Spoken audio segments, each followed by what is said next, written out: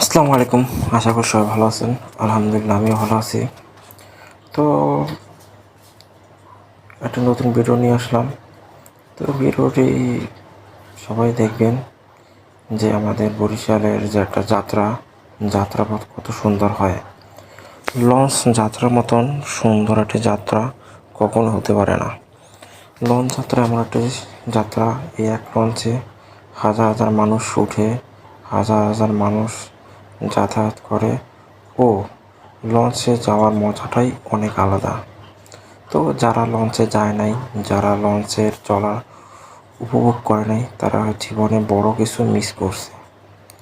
তো যারা লঞ্চে যান নাই, তারা একবার হইলেও লঞ্চে চলেন ও বরিশাল থেকে ঢাকা, ঢাকা থেকে বরিশাল যাওয়া আসা করেন, তাহলেই বুঝতে পারবেন লঞ্চ যাত্রা সব যাত্রার থেকে আলাদা ও অনেক ভালো। তো আর কি বলবো, দেখেন বিভিন্ন ধরনের লঞ্চ এখানে দাঁড়ানো আছে। মানে এখানে প্রায় ঈদের সময়, তো ঈদের ছুটি শেষ, সবাই যার যার কর্মস্থানে চলে যাচ্ছে। তো এখানে প্রায় 14 থেকে 15টা লঞ্চ দাঁড়ানো আছে। আগে অনেক আরও বেশি ছিল, 29টা 35টা মতো লঞ্চ ছিল। দেখেন ওই মানুষ আসা যাওয়া করতেছে ওইবার থেকে ওদিকে হচ্ছে যে কাউয়ারচর থেকে মানুষ আসা যাওয়া করতেছে ট্রলারে, লঞ্চে উঠবে তার জন্য। দেখেন এদিন ট্রলার থেকে উঠতেছে, হাজার হাজার মানুষ আসতেছে লঞ্চে যাবে তার জন্য। তো এই দেখেন ট্রলার আসতেছে, একটার পর একটা ট্রলার আসতেছে। ওই পার থেকে পারে দেখেন কয়টা ট্রলার, এখন 4-5টা ট্রলার আসছে। ঈদের ছুটি শেষ, যার যার কর্মজীবনে সে চলে যাওয়ার জন্য। তো কর্মজীবন এমন একটা জিনিস, যত কিছু করি না কেন কর্মজীবনে যেতে হবে। একটা মানুষের কর্মজীবনে সবচেয়ে বড় একটা জীবন। আর কর্মজীবনটা অনেকটা জীবনের